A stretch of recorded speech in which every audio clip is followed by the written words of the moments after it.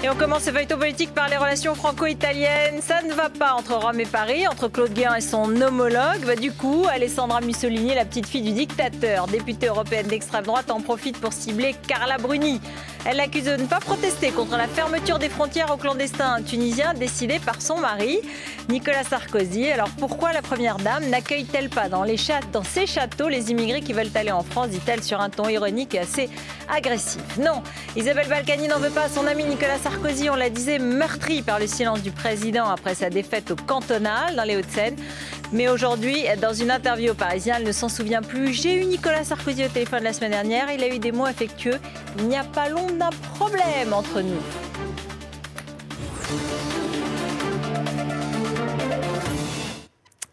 Bonsoir Benjamin Oulassen. Merci. Donc aujourd'hui, vous avez décortiqué pour nous la visite de Nicolas Sarkozy dans une usine du Puy-de-Dôme. Oui, il était à la rencontre des ouvriers d'Alcan, une usine de fabrication d'aluminium.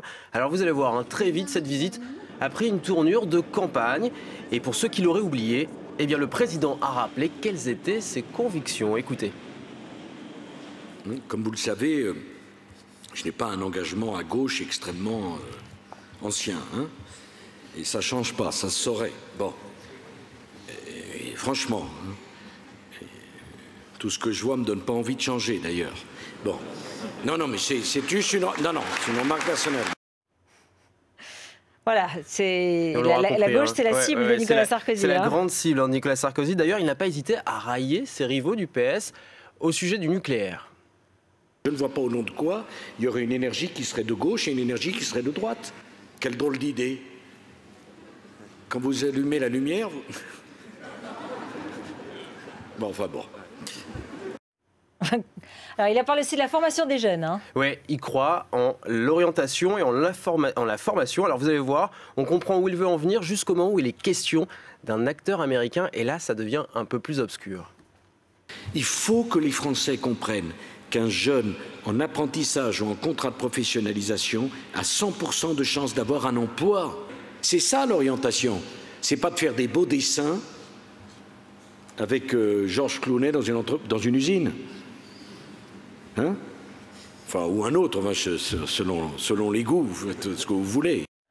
On va mettre ça sur le compte de la fatigue. Oui, certainement. Et puis des rivaux, parce que le président a beaucoup de rivaux à gauche et peut-être aussi dans son camp. Alors écoutez aussi. Et tout le monde veut être chef. Et tout le monde veut contrôler. Et on s'en sort plus.